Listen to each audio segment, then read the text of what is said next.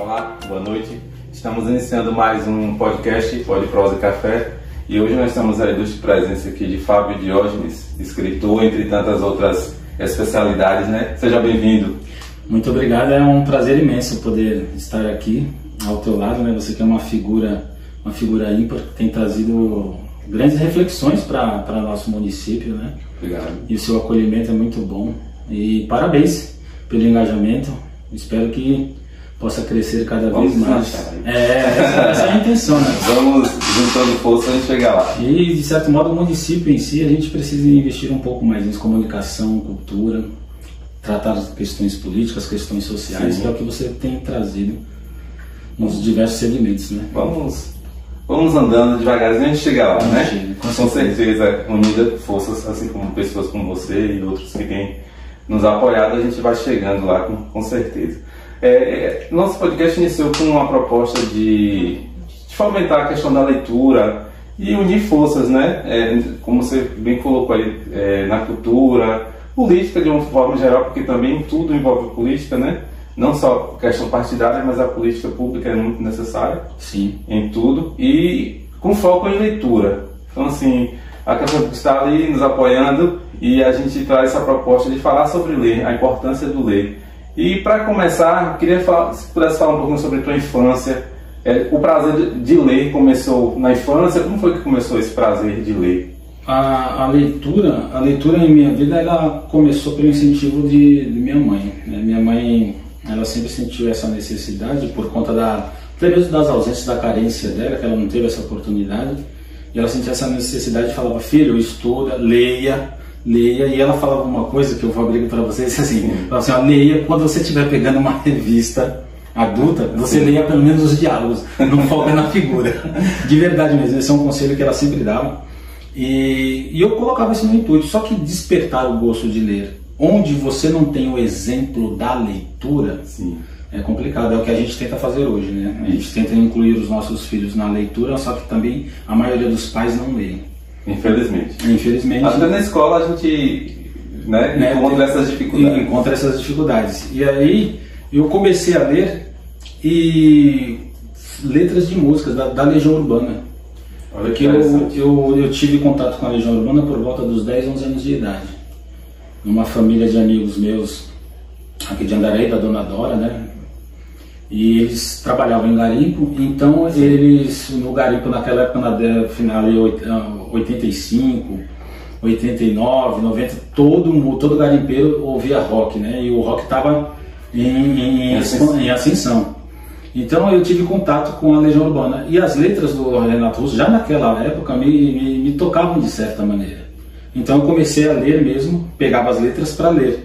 E lia também na escola, né? Eu lembro que eu lia Alice no País das Maravilhas, Cachorrinho Samba, tinha aquela literatura infantil, literatura fantasiosa, mas não com profundidade. Mas foi mesmo a Legião Urbana que me tomou para esse caminho, principalmente com a figura do Renato Russo, uma simbólica muito grande, né? Realmente as letras as músicas da Legião Urbana tem uma letra muito incrível, muito de crítica social, né? Tem uma música chamada A Fábrica, inclusive na época que eu fiz ensino médio, a gente fez um trabalho muito bom, maravilhoso, em cima da letra dessa música, porque realmente a Legião Urbana ele traz escrita, né, que hoje falta na atualidade. E foi também, já aproveitando antes, foi também o que me incentivou a escrever. Porque Renato Russo, ele se autodeclarava, né? Ele falou assim: eu não sou romântico, eu sou lírico, que tem diferença na concepção aí da literatura, né? Romance lírico. Exatamente.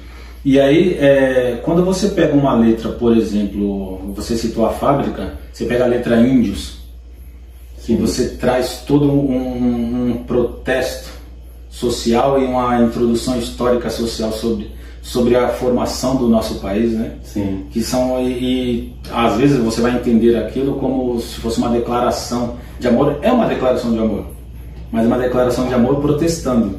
Mas não é romântica. É lírica, é para você analisar e contextualizar. E a gente vai notando dentro dessa perspectiva, eu fui notando o quanto eu poderia aprender. e fui me envolvendo, ouvindo Legião Urbana, tanto que eu ouço até hoje. Para mim é prato do dia, entendeu? É praxe, né? E quando eu conheci na sexta série, que eu adentrei a sexta série juntamente com o Juarez e o Rachim, nós tínhamos aí já por volta de 12 anos. Sim. Nós tínhamos a mania, tinha aquela bala Esquis, e ela vinha com... Você é bem mais novo do que eu. Eu tenho 43 anos, né? Aí ela vinha com os recadozinhos. Né? E nós pegávamos aqueles recadozinhos e incrementávamos com alguma coisa a mais. Olha só, usávamos a bala e ele já a poesia de Renato Russo para fazer o quê? Para dar cantadas, entendeu? Então juventude muito raiz, né? Exatamente. É muito interessante ouvir isso. E a sua vida na escola, como foi, né? Pega esse apanhado aí da infância e adolescência, assim, na escola, como foi a escola, assim, para você? Eu tenho uma memória muito viva da escola, porque eu de fato sinto saudades. Que era a escola, na verdade, ela é a segunda sociedade que a gente tem em contato. A primeira é a família, né? Isso. E aí a gente vai para a escola para ter esse contato, para ter essa expansão e conhecimento da vivência, para a gente entender Exato. Como o funcionamento. Então a escola para mim, ir para a escola era um prazer. Mesmo porque naquela época você não tinha competição, né? Não tinha internet para competir. Não tirava atenção. Não tirava atenção. Ou você vai para a escola ou você não vai fazer nada. E a escola tinha sim seus atrativos. Tinha as suas produções. Eu participava de teatro, eu participava de gincana, participava das festas juninas. A minha madrinha Maria Tomasa, essa grande mulher que ainda eu tenho contato, graças a Deus, ela me incluía em tudo porque eu gostava de participar. Era participativo mesmo? Participativo, isso no Ângelo Costa, né? No saudoso Ângelo Costa. E aí quando eu fui para o CMA, também participávamos, os professores eram muito mais próximos a nós, né? A gente tinha aquela coisa ainda de ver, saudade disso, né? De analisar o professor como um representante maior da sociedade. A gente tinha um respeito, eram os nossos pais e depois os professores. Isso. Era uma sequência muito importante, coisa que... Um nível de respeito que a gente nem tem mais. Não, né? não tem mais. Infelizmente, nós perdemos essa prática de respeito ao professor. Isso é só no Brasil, viu? Isso é só no Brasil.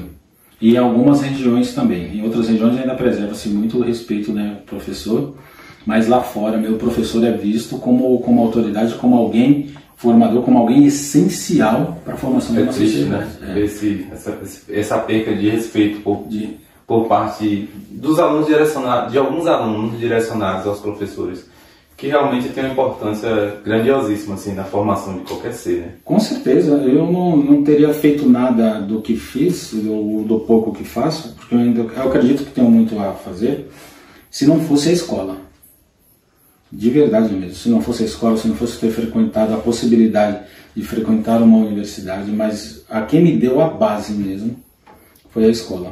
Foram os anos fundamental 1, 2, os anos iniciais, a formação colegial. Eu, apesar de ter estudado em São Paulo, foi bom também para confrontar isso. Só para você ter uma ideia, um detalhe, quando eu saí daqui, eu fiz aqui até a 8ª série. Aí eu saí daqui com 16 anos. Fui para São Paulo, cheguei lá com 17. Você é filho de Andaraí? Sou filho de Andaraí. Então fui para cursar do primeiro ano colegial. Olha a diferença do ensino aqui, era tão grande relacionado lá, que eu fui para... Minha mãe me colocou num colégio particular para eu fazer contabilidade, tanto que eu sou contador de formação, ensino técnico. Muito respeitado, né? Porque isso era muito bom. E detalhe, muito respeitado, só que o colegial era muito fácil. De verdade mesmo, pode pegar, eu traria o meu currículo, minha nota menor é 8. Então assim... O ensino daqui era muito bom. Muito bom. Muito bom. Trouxe facilidade. Trouxe facilidades, eu não tive dificuldade. Hoje eu não aplico mais matemática, mas lá eu dava aula de matemática para alguns. Olha, pra você ter ideia. E matemática hoje em dia, eu mal sei somar 2 mais 2, entendeu? É a prática, né? A prática no dia a dia ali faz a diferença. Né? E isso também me deu bagagem para depois, futuramente, ter escolhido o ramo das letras, né? Das humanas, para poder compreender um pouquinho melhor. Então a escola, ela foi fundamental em minha vida. É fundamental, as bases todas, né, estruturantes de minha existência passa pela escola. Interessante. a gente trazer isso, né? Demonstrar o quanto a importância da escola, assim, porque assim, na verdade a escola é a base de toda uma sociedade, né? De toda uma comunidade ali, é super importante. E eu acredito que hoje, será que a educação, digamos assim, no município estaria nesse nível de facilidade para quem, se fosse o caso de ser hoje, que você estivesse estudando, estivesse saindo para aí, eu acho que não seria a mesma facilidade que teve naquela época. Eu acho que muitas coisas mudaram, né? Mudou muito. A gente perdeu, na verdade, falando do município, sim, nós perdemos um pouco da comunidade, do contato um com o outro. Eu percebo o município ele muito individualista, e essa individualidade, esse individualismo, ele é transferido para dentro da sala de aula. Esse individualismo também está nas famílias. A escola hoje é vista como que a escola é torturante. Quando você convida um aluno para a escola, ele não acorda empolgado para ir para a escola. Perdeu a empolgação, lógico. Aí você tem o advento também do quê? Da internet, que é uma covardia, porque tudo na vida, tudo que na nossa vida, tudo que faz parte da nossa vida comum, evoluiu, menos a educação. A educação ainda não conseguiu se adaptar. Por você ter ideia, as famílias evoluíram no sentido da formação familiar, da composição. Hoje os filhos comumente têm metade da idade dos pais, os amigos dos pais são amigos dos filhos também. Então assim, para você gerar um respeito e dar um conselho, um entendimento maior, fica muito difícil. Mais difícil, né? Tanto para o homem quanto para a mulher, entendeu? A escola, ela não consegue acompanhar o ritmo dos alunos, porque a escola, principalmente do interior, ela não tem esse nível de adaptação, de tecnológica para isso. Sim.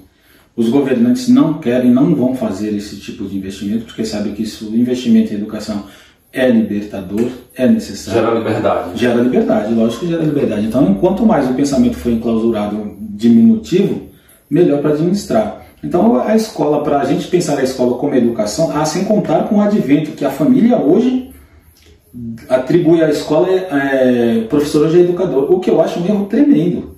A pedagogia, lógico, trouxe isso para nós e eu não vejo isso como positivo. Do professor como educador. Como educador, não. Na verdade, transferindo uma responsabilidade. Uma responsabilidade. O professor, ele é aquele que insere o aluno no mundo do conhecimento, aquele que ele vai não é transmitir, ele vai trabalhar o conhecimento do aluno, vai trabalhar aí as suas possibilidades, potencialidades, mas educar é família. Aí você educa dentro daquilo que você entende como necessário, como base, aquilo que você aprendeu com seus pais, com seus avós, e você vai passando a geração, entendeu? Muito que os alunos fazem em sala de aula, eles estão reproduzindo o que está acontecendo em casa. Então, tentar fazer uma conexão sobre isso que a gente está falando. Eu tenho um pouco de aversão à escola de tempo integral. Eu não sei qual é o seu pensamento sobre isso, porque assim, acho que o aluno passar o dia inteiro, se não tiver uma boa estrutura, assim, não estrutura física, um bom currículo, na verdade, eu acho que acaba sendo um pouco de desperdício de tempo dos nossos filhos até uma certa idade tá numa escola. Seria mais ou menos isso, a escola está educando quando na verdade o papel dela está indo além, né? Está indo além. Do professor, acho que é mais ou menos dentro do que você colocou. Sim, sinceramente eu não vejo também com bons olhos, por conta do objetivo final. Qual que é o objetivo? É como você falou, tem um currículo, tem preparatório para isso, tem uma bagagem toda que abarque, que comporte, que dê suporte para aquele aluno. Porque entende? Uhum. É complicado. Aí você está tirando esse aluno do convívio com o familiar, colocando ele dentro de uma sala de aula, com pessoas que passarão a ser responsáveis também pela sua educação pessoal, não só pela produção de conhecimento. É isso. E o conflito que isso pode gerar dentro de casa. Com certeza. Porque se gera dentro de casa, quando ele sai e vai para a escola, se da escola para casa, gera o mesmo conflito, né? Exatamente. Um conflito ali, o fato de ficar tanto tempo na escola, se não tiver realmente um bom currículo. Um bom currículo que preencha ali, que ele possa ver, né, que ele possa sentir, porque o aluno sente. O menino hoje de 10 anos não é mais um menino de 10 anos da década de 80. Tem uma outra mentalidade. Tem uma outra mentalidade, exatamente. Tanto que eles vão para a escola, quando você fala Eu não gosto muito, na verdade a gente nem pode fazer isso enquanto professores, né? Quando você coloca um aluno que ele está bagunçando, que ele está atrapalhando aquele aluno que quer estudar, que você fala para ele sair da sala, tal, etc. Eu acho que quando o professor chega a esse extremo, é porque já é o extremo mesmo, é o último recurso. Ele fala, não, eu não sou obrigado a sair. Eu saio se eu quiser. Porque a sala de aula é meu espaço. Ele sabe dos direitos dele. Ele sabe tudo. Até se a comida está sendo regrada, a criança ele só não quer cumprir com as obrigações dele, com os deveres, mas ele sabe os direitos bem conhecido. Então aí você coloca o professor que está recebendo um salário que na verdade é indigno àquilo que ele representa. Aí esse professor ele tem um conflito dentro de casa, porque nós somos seres humanos.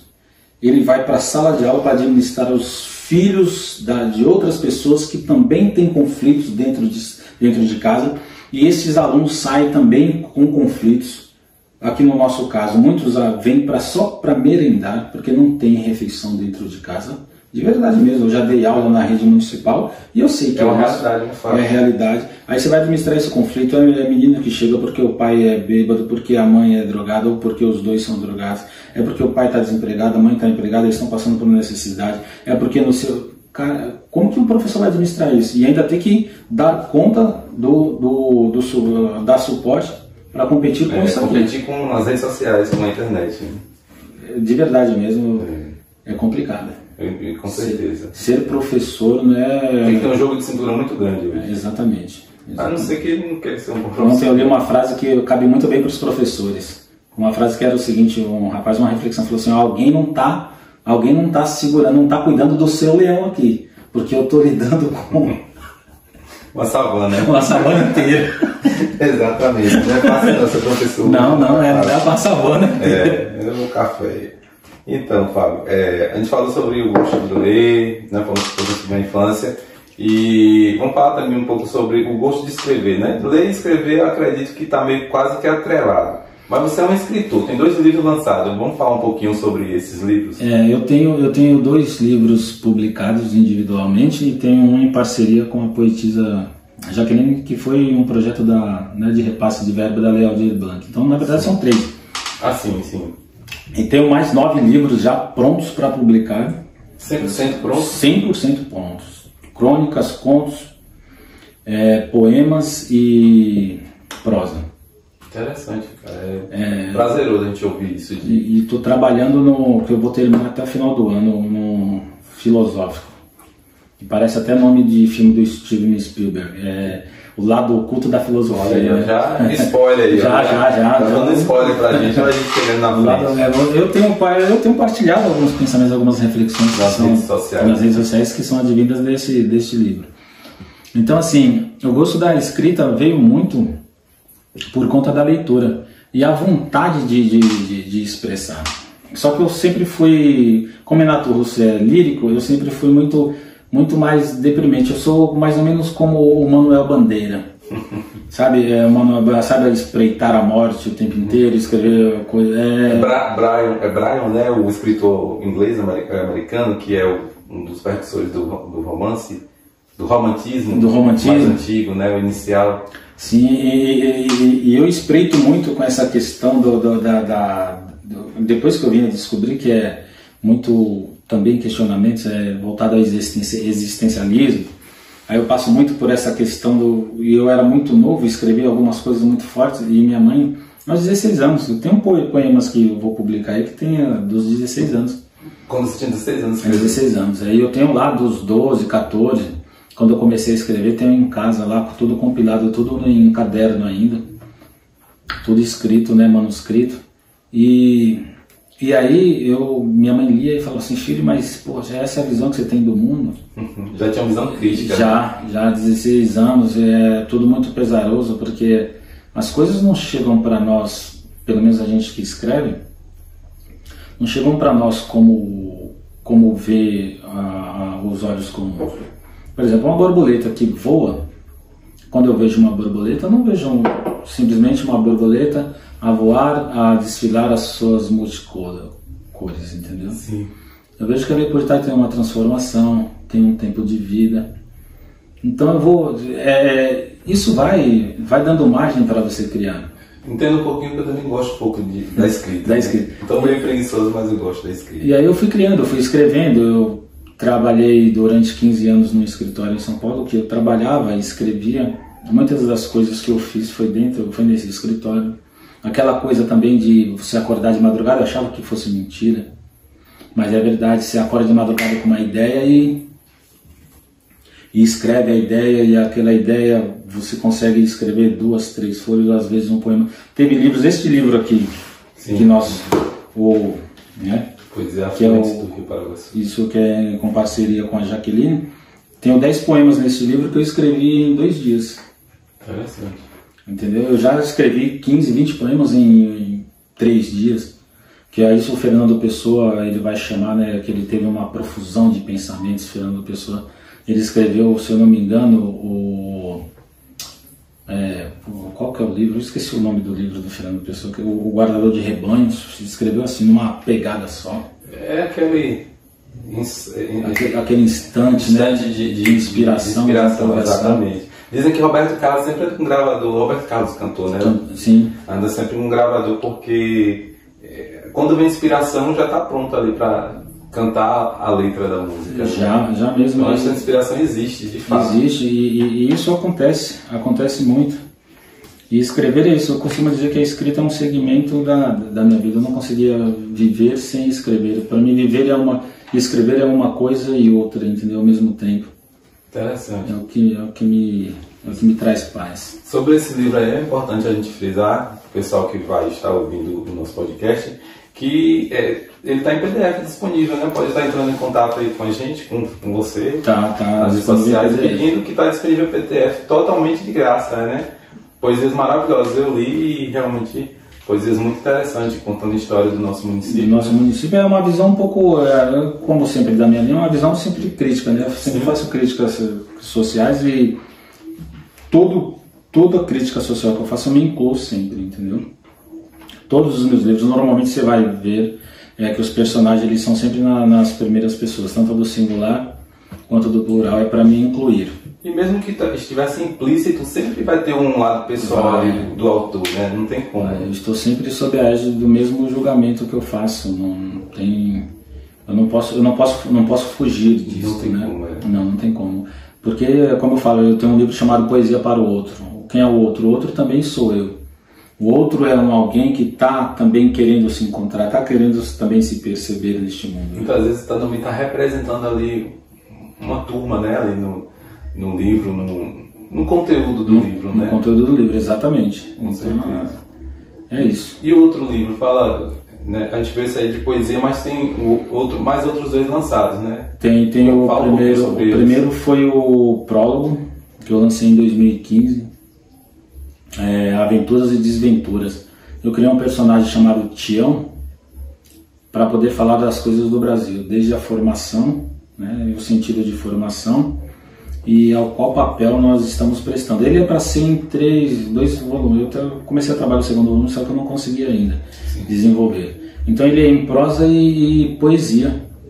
O prólogo, a poesia, ela ou determina o final daquele capítulo, né, faz um resumo do que eu disse anteriormente, ou anuncia o que eu vou o seguinte.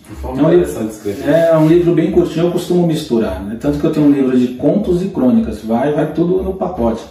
Eu não gosto muito dessa coisa da métrica, sabe? Formal demais. Não, é muito formal. E os escritores e poetas brigaram por isso o tempo inteiro para vencer isso. O próprio Manuel Bandeira é um crítico muito ferrenho, né? Dessa forma de... E o Fernando Pessoa também escreve livremente, né? É importante colocar no papel. E o prólogo ele é isso, ele trata da nossa formação, do nosso sentido, das mazelas que acontecem entre nós enquanto sociedade e tentando procurar um valor maior para que possamos alcançar uma vida mais comum, um meio que abarque as nossas situações sociais. E aí tem o Intrépido, que é o que eu mais gosto, dos publicados, porque ele é filosófico. E o Intrépido eu fiz homenagem ao personagem, não é a vida do meu avô, mas o personagem chama-se Herculano. E Herculano ele é um personagem muito livre. Ele é muito liberto e ele vai construindo a própria vida a partir dos próprios conhecimentos. Ele vai observando o cenário, a sociedade, o comportamento, e vai entendendo em si, né, aquilo que lhe serve ou não. Vai construindo, sendo autor do seu próprio tempo. Eu uso exatamente esse termo. Aí eu divido em capítulozinhos, em partes, para ir falando, e aí eu vou mantendo o diálogo com o Herculano. Então é escrevendo e o personagem. Legal demais. Você não teve como? Você não viu? Não. O único que eu tive contato foi essas poezias fluentes. Eu vou pegar a minha esposa tem um exemplar, eu vou dar uma olhada. É bem legal, é desafiador. A gente, multidisciplinar, tem muitos autores. Eu acho que falta uma fusão ali no sentido de uma política pública que valorize os escritores, os artistas de um modo geral no município, que até na Chapada de um modo geral. Tem, Andaraí ele é um campo, de produção literária, musical. Eu penso, uma vez eu até falei para a gestão passada, né, quando nós fizemos a corrida política aí, sim, uma das minhas intenções era fazer uma oficina de cultural em Andaraí. Para as pessoas, para todo mundo. Você é compositor, você escreve, você vai ter o seu espaço dentro do seu espaço de criação mesmo. As bandas que tem vão ensaiar lá. O Teatro Grupo é um teatro fenomenal, reconhecidíssimo na Chapada Diamantina, só que não tem espaço não tem espaço em Andaraí. Morreu. Não tem mais o Teatro Grupo, né? Acabou. Entendeu? Então eu queria criar esse espaço para aí ensaia a filarmônica, todo mundo com seus dias, ensaia quem vai cantar o show de rap, aí vai acontecer lá. Eu tenho uma ideia de criar, sabe o quê? A semana é um festival musical só com cantores e compositores de Andaraí, só com bandas de Andaraí. Imagina uma semana inteira, né? Imagina uma semana inteira com essa galera. E dá pra fazer, dá pra ser feito. O talento eu sei que não falta. Não falta. Essa vontade. Tem cada menino incrível ali, cada cara incrível, artista. Por exemplo, o Beto. O Beto é multi-instrumentista, aprendeu sozinho. Já ouvi falar e já vi também uns vídeos dele. Nossa senhora, ele é fenômeno. Esse menino que está tendo a oportunidade aí, o filho do Robson, esqueci o nome dele agora, Vini, também é um outro fenômeno. O menino canta, interpreta, né? Ele compõe, atua. Cara, tem cada gente, o Glauber, o rapper, eles têm uns grupos de rapper muito bons. Tem muito talento. Não, muito talento, poesia, tem cada gente fazer. Essa menina Jaqueline Alencar é uma poetisa de mão cheia. É de Andaraí também? Não, eles são se não me engano, do Ceará. Mas está aqui, tá erradicado em Andaraí, casa, tudo, então já são de Andaraí. De coração, Andaraí. De coração. Sensacional. Então, assim, tem para você investir em cultura, em arte, pintor. Ou o Ricardinho. O Ricardinho é um pintor de mão cheia. Ele passou por alguns problemas, algumas dificuldades, mas é um pintor de mão cheia. Tem tanta gente boa que dá para você inserir no contexto artístico. E perde muito, né? Perde muito. E sabe o que eles têm em comum? Jovens. E Andaraí não gosta de jovem. Andaraí não gosta. Complicado. Você pega Andaraí, é uma cidade envelhecida. E a tendência eu acho que é piorar, infelizmente, porque a juventude está cada dia mais saindo, né? Não tem emprego, não tem valorização da cultura, não tem perspectiva de futuro. Esporte anda. Esporte resumiu-se a futebol. Aqui em Ubiretá vocês ainda conseguem manter o handebol, porque há muito custo. Entendeu? Então só tem uma modalidade de esporte. Agora estão se retomando algumas atividades com os jovens por intermédio do Zeca, da insistência do Zeca, que vem desde 2017 querendo trabalhar com jovens, agora ele conseguiu, e agora tem um espaçozinho um pouquinho mais confortável, melhor para ele. Mas olha quanto tempo. 6 anos. É uma 6 anos para ter um espaço. 6 anos. É desnecessário. Falta incentivo, apoio. Falta muita. É complicado deliberar sobre as coisas de Andaraí, porque a gente também vai falar muito aí a gente vai falar com o coração, né? Com certeza. Mas se a gente trouxer para a razão, para aquilo que nos é racional, você tem que entender que Andaraí está à beira do abismo. Como coração, você ainda acende uma ponta de esperança de mudança, porque você gosta da terra, você gosta do povo da terra. Mas pela razão, você olhar mesmo friamente, você fala, isso aqui não tem jeito. Acabou, Ricardo. Acabou, bateu no teto. De verdade. É um triste, porém real. Né? Uma real avaliação. Você vai para a cultura, as coisas culturais de Andaraí. Aqui em Ubiraitá, acabou a feira, festa de Santo Antônio, um filófilo, que é cultural e da parte da educação. Sim, certeza. Qual outra tradição? Você vê, tem as vacas, aqui toda semana, cada 15 dias tem a passeata, né, a vaquejada, ou tem as corridas. Tudo quem faz isso? Tudo bem, é a população. É iniciativa pública. Mas a festa de Santo Antônio era de quem? Era do município. Era o município, a prefeitura tinha a responsabilidade de... A feira também. Então ela conseguiu acabar culturalmente. Em Andaraí, lá na sede, acabou a marujada, fanfarra, por sua vez a filarmônica, reduziu-se a 15 pessoas, que ainda insiste. Muita gente de talento ali. Zé Café e outro, esqueci o nome do outro rapaz que também ficam à frente lá, e muita gente que tem vontade, que vai pela vontade. Aí, Festa do Divino, que eu chamo hoje a farra do boi, literalmente a farra do boi. Não ri não, que é triste. Acabou, mas é de tristeza. Acabou a Festa do Divino. A Festa do Divino é um cortejo, você pode contar, se tiver 500 pessoas no máximo, você pode soltar fogos.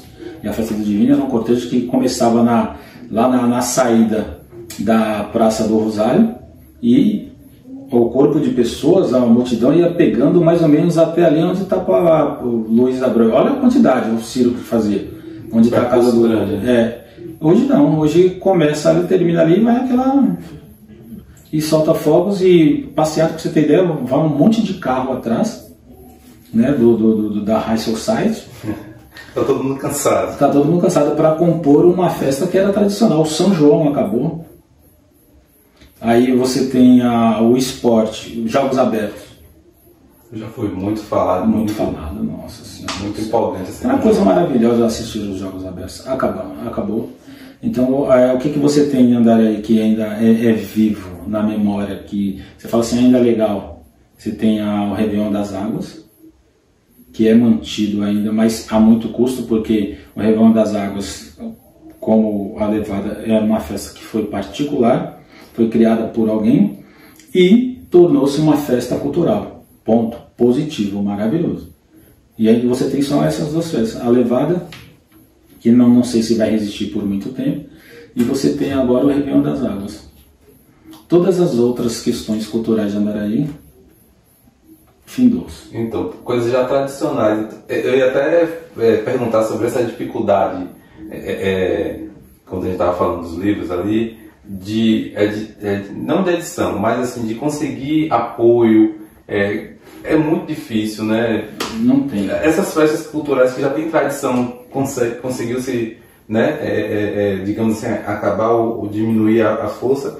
E imagine para um autor independente conseguir apoio financeiro, é muito difícil. Não tem. O que poderia ter havido em Andaraí, que foi uma coisa muito boa que aconteceu em 2018 e não teve continuidade, foi a FLIAM. A Feira Literária de Andaraí. Sim, teve uma ou duas? Teve uma edição. E por contas ou outras, não se investe em cultura. Cultura é desnecessário para este pensamento que aí está. Então, assim, infelizmente mesmo. Aí não levou adiante. Não levou adiante porque é gasto, não, porque, gente, cultura e educação não é gasto, é investimento. Não é para você ter retorno, não, velho. É isso mesmo. É para você investir. O retorno você não tem financeiro, você tem um retorno material, você tem um retorno da sociedade. Você vê a sua cidade crescer, você vê as pessoas formando, você vê a transformação do pensamento. Este é o retorno. É um investimento a longo prazo, né? Exatamente, exatamente. E aí, para mim, sempre será mais difícil, porque é um campo, além de ser um campo muito competitivo, é um campo onde é muito sensível o ego. Então, se eu pegar, como eu já tive a oportunidade, eu vou publicar numa biblioteca aí, vou fazer uma publicação numa editora que publique gratuitamente. Primeiro detalhe, quando você vai assinar o contrato, eles têm direito a mexer no conteúdo. E tem quase 100% da renda. Não, a renda para mim seria o mínimo, mas isso sim, tem quase 100% da renda e eles têm direito a mexer no conteúdo. E como eu falo de muita coisa do dia a dia e tal, eu tenho crônica aí que eu tenho vários palavrões, entendeu? É a crônica formada por palavrões. Então eu falo muito da questão também, questões raciais. Tem gente que não suporta, não vai. A editora vai. Aí você vai ter que trocar a palavra. Então para eu mexer no meu conteúdo, não. Todos os livros que eu lancei, eu sou responsável pelo meu conteúdo. Esse é o grande problema, né? De você conseguir um apoio, uma parceria. Você perde a autonomia da obra, né? Você perde a autonomia da obra, e aqui no Brasil é assim. Se eu não fiz, por que você vai fazer? Porque se chegar para alguém, se eu lanço 9 livros, se eu tenho 9 livros para publicar, aí eu tenho mais 3 publicados, eu vou para 12 livros. Sim. Você não vai encontrar, é difícil encontrar no Brasil autor com 12 livros. Aí, de verdade, aí a pessoa vai olhar para mim e vai analisar. Pô, baiano, preto, pobre, da Chapada Diamantina, quem é esse cara para ter 12 livros? Não, tô falando sério, né? De verdade. Na palavra de hoje é cancelamento, né? Já é cancelamento, não. Quem é esse cara para ter 12 livros? Não, se você não presta, se não vou, não vai dar apoio. Igual na tua gestão a gente não tem apoio, eu não conto com isso. Também nem cogitaria essa possibilidade. Mas se encontrar alguém que fala assim, vai, isso aqui que você está fazendo é importantíssimo. A gente vai tentando, né? Não é uma questão fácil, né? Não. Vamos falar um pouquinho sobre autores brasileiros. Você já tinha me adiantado em off que gosta muito de Machado de Assis. Eu também gosto muito de Machado de Assis. Machado de Assis, né? A gente tem alguns livros aqui, Memórias Póstumas, e a produção aqui dando apoio. Então, Memórias Póstumas tem Quincas Borba, Dom Casmurro, O Alienista. O Alienista. Pode falar um pouquinho sobre Machado de Assis? Machado de Assis é o escritor dos escritores brasileiros, né? Há na literatura, pelo menos na faculdade, há um pensamento comum que é consensual, que se Machado de Assis fosse inglês, ele seria maior do que Shakespeare, né? Uau! Mas é bom o pensamento, mas não deixa de ser uma covardia, uma vez que Shakespeare não teve a oportunidade de conhecer Machado de Assis, e Machado de Assis teve contato com a obra de Shakespeare, né? Porque Machado de Assis é depois de Shakespeare. Mas isso não tira o brilho de Machado de Assis, que para mim é o maior escritor dele. Ele tem uma forma particular de escrever, eu acho que assim... Diria que ele pegou um pouco, né, de Shakespeare. Seria isso? Eu diria, na verdade todos, né, que vieram depois de Shakespeare é um grande, né, ele revoluciona a maneira de escrever e revoluciona a coragem com a qual ele escreveu. Imagine ali ele nascendo, ele ali escrevendo na Inglaterra, fazendo aquelas críticas sociais inteiras. Ele escreve no século XVI e no século XVII, né? Então, é um cara à frente do seu tempo. À frente do seu tempo, né? Se bem que eu considero Machado de Assis também à frente do tempo dele, por ser um cara assim, que superou praticamente todas digamos, as dificuldades, né? O cara era gago, epilético, negro, nasceu na favela.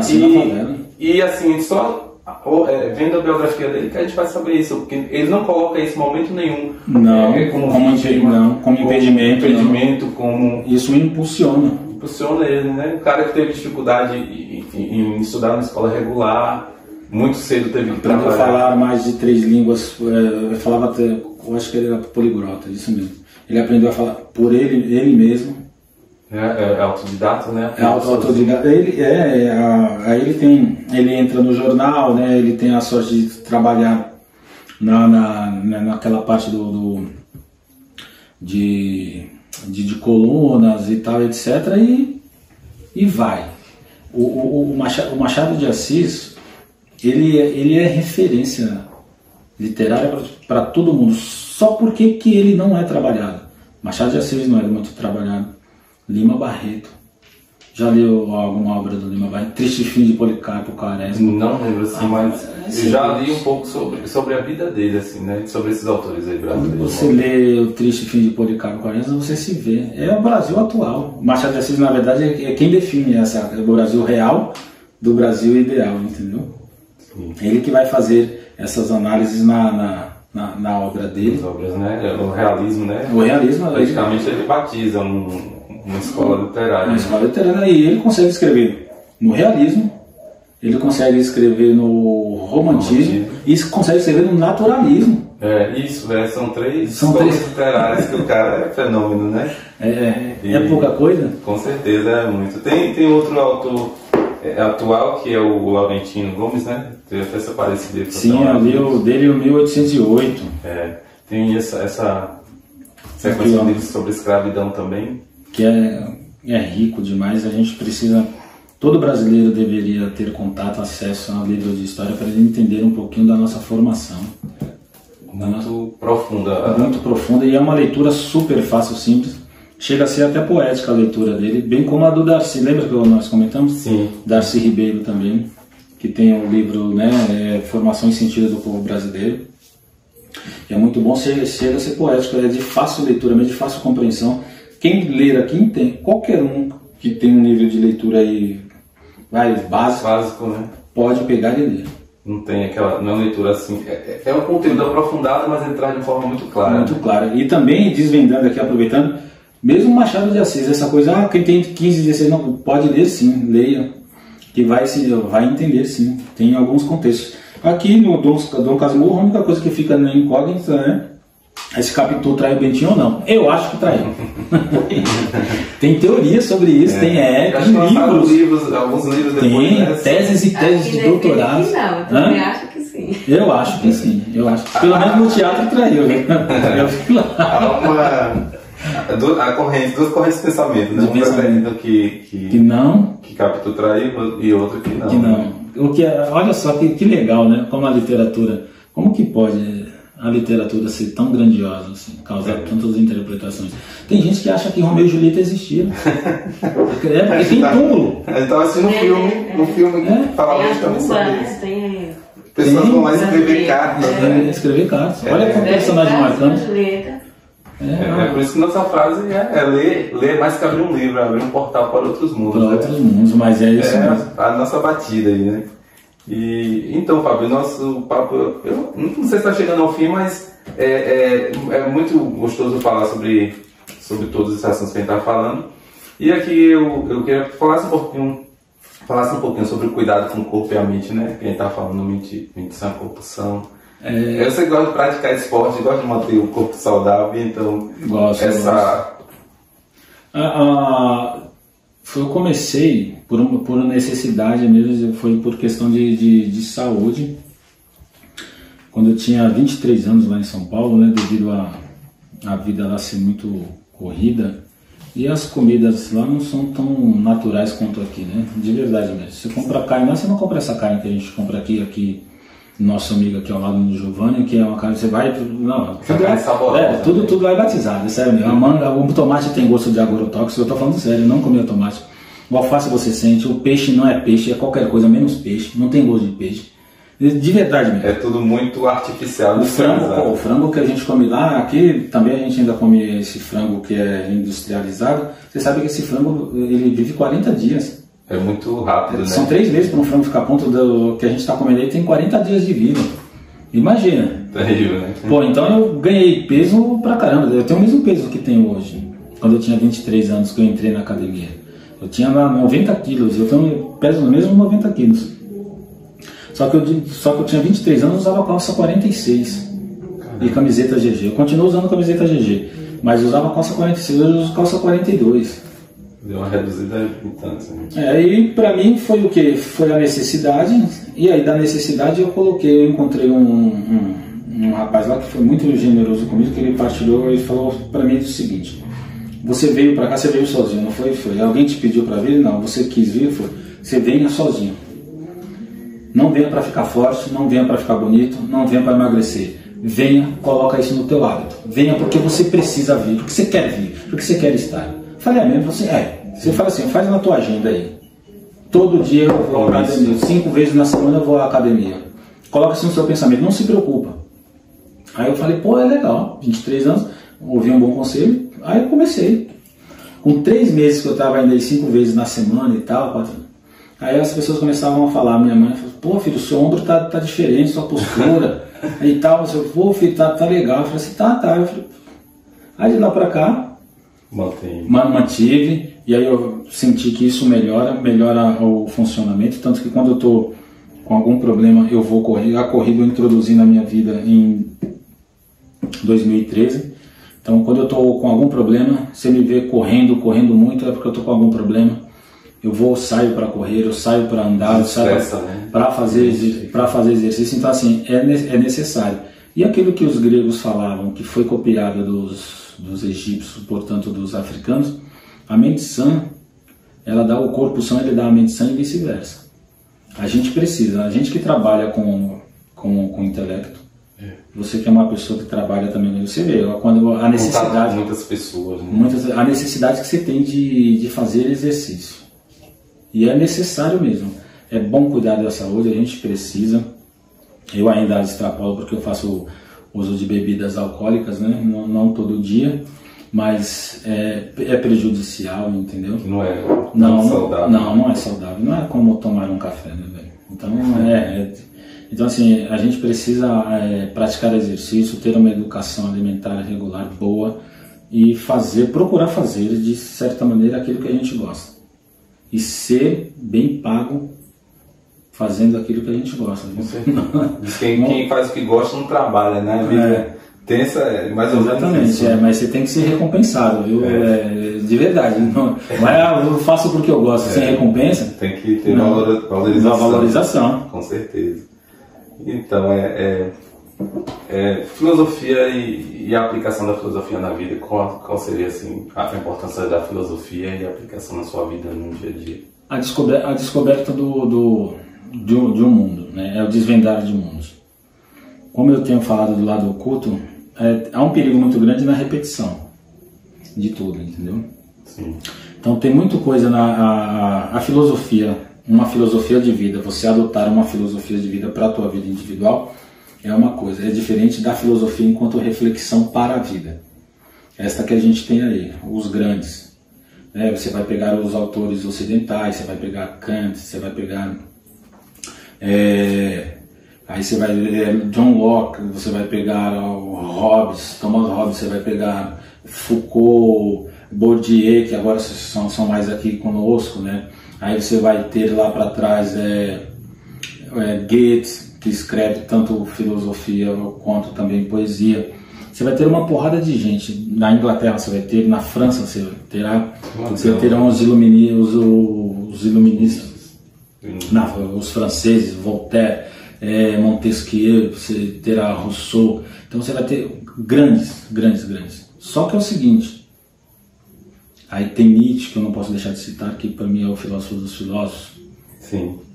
Só que assim, Marx, né? Só que é o seguinte, esses caras, eles viveram no tempo deles.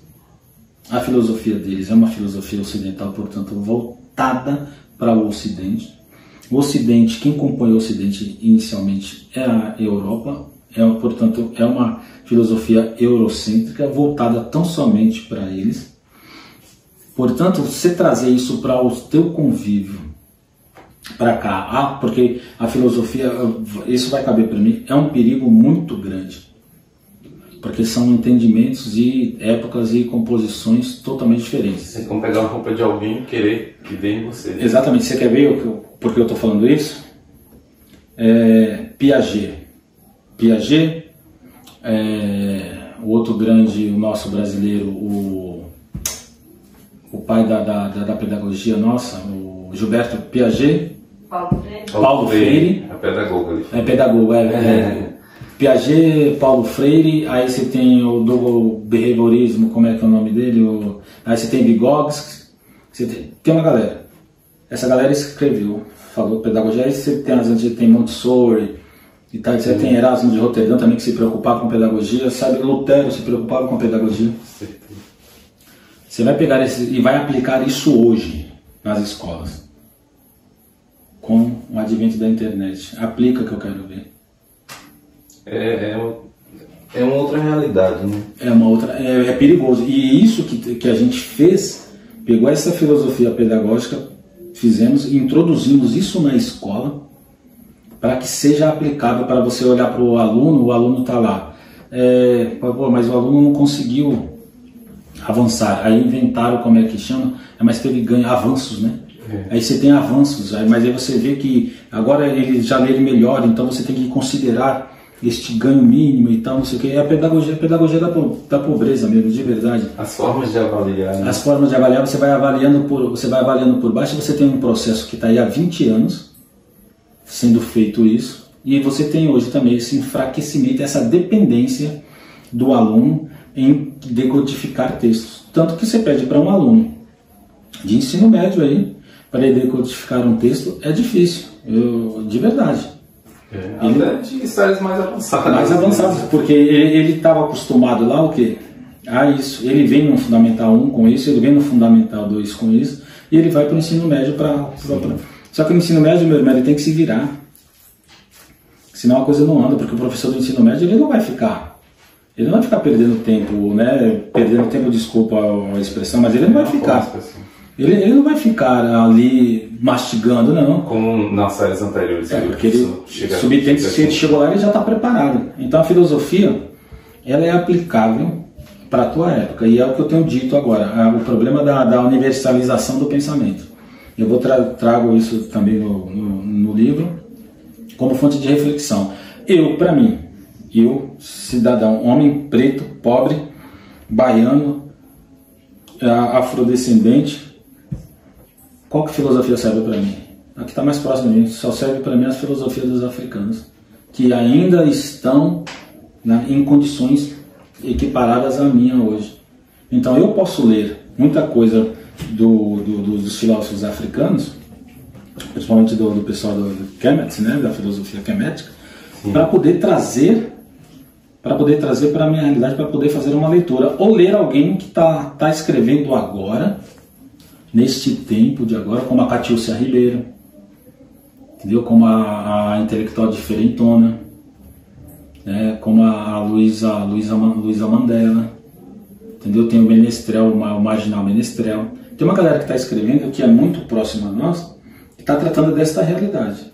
Aí a filosofia nos cabe, entendeu? Não que não possamos beber na fonte de outras fontes, não. Você vai pegar Voltaire é maravilhoso. Você vai pegar Baruch Spinoza, quando ele fala dos afetos, dos anseios, daquilo que a gente deve ter cuidado, é maravilhoso. Você vai ler Sócrates, Platão, Aristóteles, é sensacional.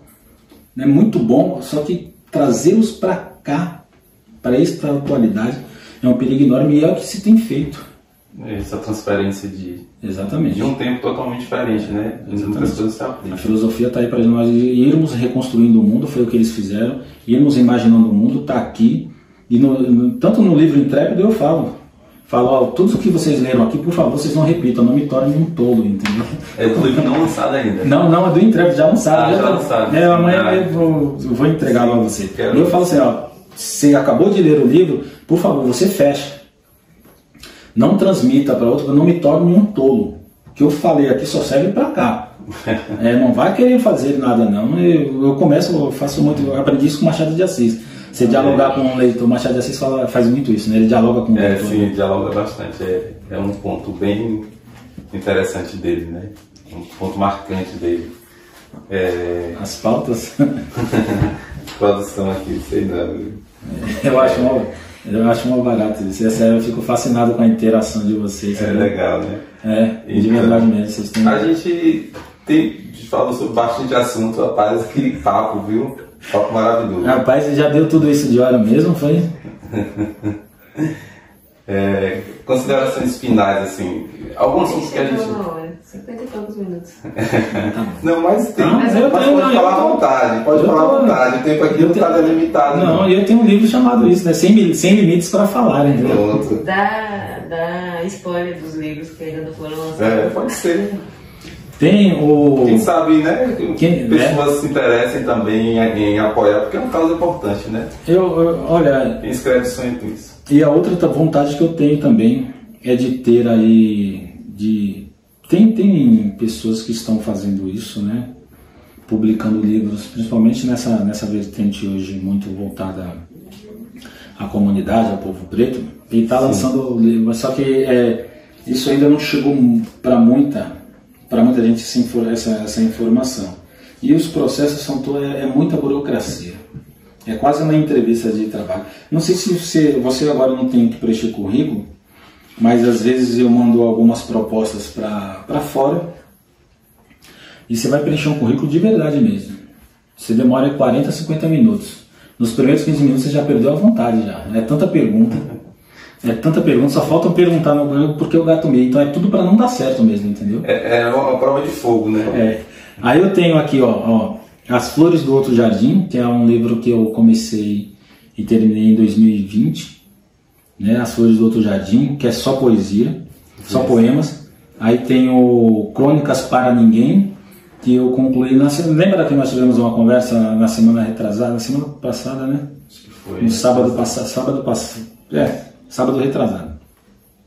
E aí eu estava selecionando e tal, etc. Eu falei, tem 8 livros. Aí eu selecionei e aí acabou ficando mais um livro, que é As Crônicas para Ninguém, que também é de agora, de 2022. Recente. Aí Árvores, Sementes de uma Vida, que é só poemas, que é o meu primeiro livro. É um livro muito importante para mim, que tem poemas de quando eu tinha 16, 17. Foi isso que você citou no início do nosso papo. Foi isso aí. Tem um poema chamado Árvore, que em 2030 eu passei... 2010. Tá à frente. Tem coisa nesse capítulo. Viajamos no tempo agora. 2010 eu tinha 30 anos, isso eu ia falar. 2010 eu estava com 30 anos e passei por uma dificuldade tremenda. E aí eu tive que passar por um processo muito, muito grande de desconstrução mesmo daquilo que eu tinha como alicerce, como pensamento fixo. Tive que me refazer aos 30 anos. E esse poema Árvore é mais ou menos isso. Retrata o poema e o livro, né? Aí eu tenho outro também, Desconstrução Poética, que eu escrevi, que é uma mistura também de poemas antigos, que é quando eu também passo por esse processo de reconstrução mesmo daquilo do que eu era e para o que eu vou fazer, para o que eu serei, né? O processo de mudança ali. Eu tenho o livro Ensaio, que por ensaio é um romance que é mais ou menos... Eu fiz uma... Como é que eu vou dizer? Não é mimes, mas um copy-paste. Não chega a ser copy-paste, mas eu fiz algo sobre o banquete de Platão. É um discurso sobre o amor, chama-se Ensaio Coisas e Tais. Eu falo de algumas coisas, de questões demarcadas nossas. Certo e errado, bom ou ruim, pode ou não pode, para chegar até o amor, entendeu? Interessante. A alegoria aí bem legal. E ele é bem curtinho também. E, por sinal, foi o primeiro livro que eu concluí e ainda não lancei. Aí eu tenho Poesia para não morrer de tédio, né? Poesia para o outro, que também é uma composição que eu faço homenagem para algumas pessoas. E poema com o nome de algumas outras pessoas. Eu tenho essa homenagens eu pego o nome de algumas pessoas que me tocam em certo momento. Eu acho que, se eu não me engano, tem muitos poucos poemas também nesse livro Poesias da Afluentes, que tem um pouco disso, né? Tem. Aí eu gosto de fazer homenagem para algumas pessoas que são relevantes, né, na nossa vida, né? Aí eu tenho aqui o lado oculto da filosofia que eu estou trabalhando. Aí eu tenho um livro Sem Limites para Falar, que é de contos e crônicas. Tem umas crônicas muito, muito boas aqui. Eu gosto muito de crônicas, acho interessante demais. Tem uns contos também bons, né, Sem Limites para Falar. Tem um que eu faço, inclusive, uma homenagem para Manuel Bandeira. É o seu autor preferido aí, né? Eu gosto, na verdade, assim, na poesia, meu autor preferido é Fernando Pessoa, né? Fernando Pessoa, para mim, é o poeta dos poetas, né? Mas eu gosto muito do Drummond, gosto também da literatura, eu gosto em literatura, né? Eu gosto muito da Clarice Lispector. Ela tem uma literatura muito, muito profunda. Clarice Lispector tem uma monstra. Umas variações muito, né, realmente muito profunda, muito intensa, né? Tem coisa muito boa. Aí eu tenho o livro aí, Poesia da Reconstrução, e para finalizar, eu tenho qualquer outro aqui, eu acho que já falei todos. É isso aí, falei de todos já. Entre poemas, contos, crônicas e prosa, né? Eu escrevo em todas as vertentes, eu não sei porque isso. Eu vou escrevendo mesmo, mas o pensamento a gente vai fazendo bom, né? A vida do escritor eu costumo dizer assim que não chega a ser, eu penso, o dom para mim tipo, aos 7 anos Beethoven vai e toca, entendeu? Eu não nasci escritor, né? Eu acho que o dom para mim é a sensibilidade. Sim. Entendeu? Agora, traduzir e colocar no papel é uma atividade nossa que a gente vai melhorando, porque igual eu pego meus textos, tá aí de 10 anos que eu escrevi, principalmente textos públicos aí no Facebook. Pô, velho, na moral, é vergonhoso, cara. É vergonhoso. E olha que eu já estava na faculdade de letras, em 2011. Entendeu? Então é vergonhoso. Você estava fazendo, fez letras e estava fazendo... Eu terminei na letra, Ciências Sociais eu comecei em 2012. Então assim, eu pego o texto, é vergonhoso. Coisa, você fala assim... O bom é que está melhorando. É bom que está melhorando, é verdade. Isso é melhorar. Às vezes, e olha que eu tenho um cuidado enorme com a língua portuguesa. Às vezes eu escrevo através com Z. Mas vamos ser sinceros, a língua portuguesa é complicada. É para matar. É muito extensa, muito cheia de regras. Não, talvez, é isso mesmo. Talvez eu escreva às vezes com S e através com Z, e é ao contrário. A gente faz às vezes essa confusão. E agora que eu estou focado em estudando língua inglesa, quando eu vou pegar um texto para ler, cara, se eu não estiver consultando o dicionário, ele não vai, não. Você esquece tudo. Mas o bom é que com o dicionário a gente melhora ainda mais o vocabulário. Melhora, a gente vai melhorando. A tendência é essa, melhorar, né? E fica aí a perspectiva de que a gente possa melhorar enquanto sociedade, né? Trazendo para cá, pro município, e para nós aqui, que um espaço desse que você cede aqui, que você faz em tua casa como um escritório, isso aqui que você faz é abrir portas, você sabe disso, né? Essa discussão. Isso é de um amor tremendo. É generosidade. Você poder dar espaço, trazer vida, levar vida, trocar experiência, oportunizar, abrir discussão, diálogo, trazer. As pessoas vivem aqui. Você conta um pouco da tua história e reflete. De repente parece que não, mas isso toca em alguém de alguma maneira. Alcança alguém, né? Alcança. Você nunca discursa para 1000 pessoas e quer que as 1000 saiam de lá. Tem o mesmo efeito. Né? Não. Vai discursar para 1000 pessoas, se uma sair tocada. Pode ser um multiplicador, né? Então, como estávamos falando anteriormente sobre diálogos e composições de compartilhamento de ideias, sim. Em África se faz muito isso. Vocês compartilhamos as vivências, os saberes. Para quê? Não só para educar, mas para preparar também o cidadão, né, para a convivência ali em sociedade. E isso também foi muito feito na Grécia Antiga, né, nas ágoras. Era muito feito esse compartilhamento de ideias, a troca de vivências, as reflexões sobre a vida, os questionamentos, as perguntas. Só que hoje nós não fazemos mais isso. E este era o ponto que eu queria chegar. Perdemos isso, perdemos o contato com o diálogo, com o diferente, com o próximo, perdemos o contato com as vivências, com as trocas, que nos eram antes fundamentais. Eu lembro que meu avô me educou. Hoje dificilmente você pega um avô aí que eduque, né? Que senta com o neto para conversar. Para conversar. Meu avô educou, eu tive a oportunidade de conviver com amigos do meu pai. Então eu tinha amigos com 60, 70, 80 anos de idade. E você aprende muito, você aprende no comportamento, aprende na reflexão, você aprende na maneira de ver o mundo. No exemplo. E é o que a gente está querendo fazer aqui, é trocar. Nós somos seres sociáveis. Nós não nascemos para ser uma ilha. Só que não estamos mais acostumados a fazer isso.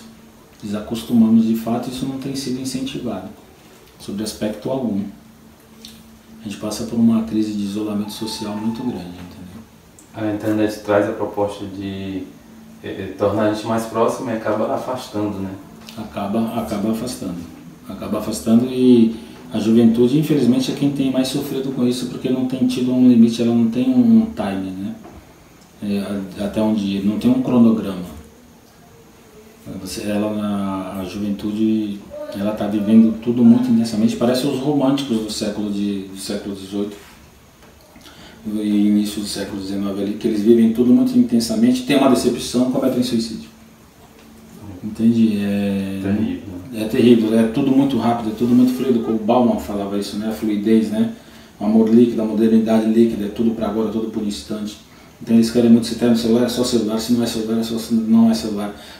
Tá sofrendo, não tem equilíbrio. Não tem equilíbrio de tempo, né? Não tem equilíbrio de tempo, não para ouvir, porque sabem de tudo.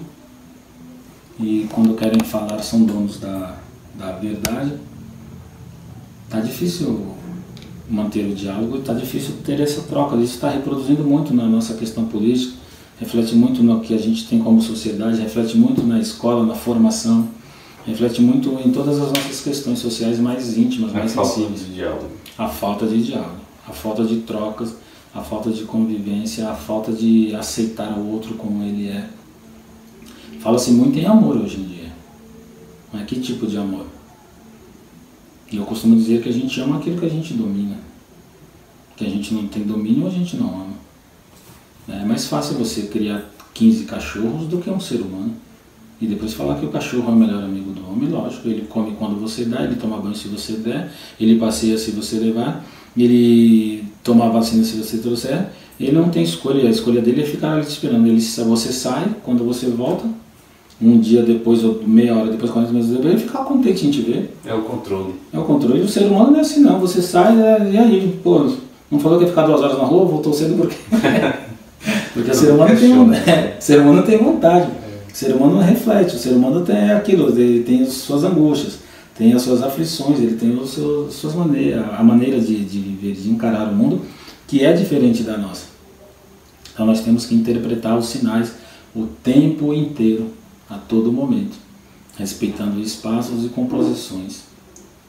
Isso é o que a gente tem tentado, né? É o que a gente tem tentado e é o que você está propondo aqui.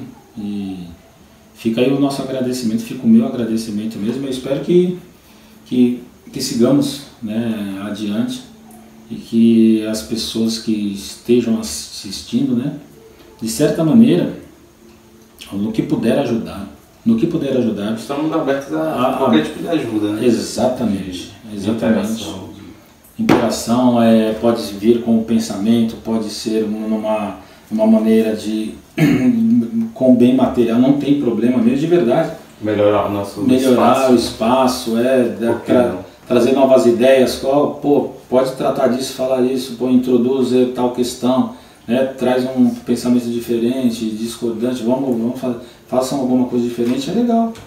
Então tem que estar aberto para contribuir. A contribuição de opiniões e tudo mais, né? Exatamente. E mesmo, né, não sei se é a sua intenção, mas eu creio que sim, mesmo quem for totalmente do avesso, discordante de tudo que tem se falando, é bem-vindo, né? Tem que trazer. Fica à vontade. Aberto ao diferente, com certeza. Fica à vontade. A gente propõe esse diálogo, né? E dessa forma a gente vai alcançando, né? A gente vai alcançando o objetivo dia após dia, E também da nossa parte aqui, nossa produção, nossa equipe, pequena equipe, a gente agradece muito, é esperado há muito tempo, né? A gente tem que achar o tempo certo ali de gravar e graças a Deus foi hoje. E é isso, só agradecer a você, a todos que sempre têm dito sim, né? Ao nosso convite. Muita gente boa pelo tempo, pelo espaço de tempo, né? Curto. Muita gente boa você conseguiu trazer aqui, né? De fato, vocês têm conseguido, né? Eu falo vocês por conta do âmbito familiar. Sim. Olha só que coisa gostosa. No âmbito familiar, você vem para conversar à vontade, é bem recebido, é bem tratado, você fica, de fato mesmo, você fica tranquilo para poder conversar. E parabéns mesmo para todos que vieram antes de mim e para aqueles que virão. Parabéns para você pelo engajamento, que Deus abençoe grandemente o teu lar, o segmento, e eu estou aberto para qualquer coisa que você precisar. Obrigadão mesmo. E assim a gente encerra mais um podcast e vamos pedindo sempre ao pessoal para estar se inscrevendo, né? Deixando o like lá, comentando. É importante. E é muito importante pra gente, né? Que quanto mais a gente conseguir inscritos, a gente vai estar aumentando essa roda de diálogo, né? Essa possibilidade. Valeu. Galera, e quem for convidado, venha, porque o café é bom, viu, velho? É sério. Venha mesmo, venha. Olha aí, né? Tá. Obrigadão, Fábio. A gente encerra. Valeu, meu velho. E até o próximo podcast. Gratidão, sim.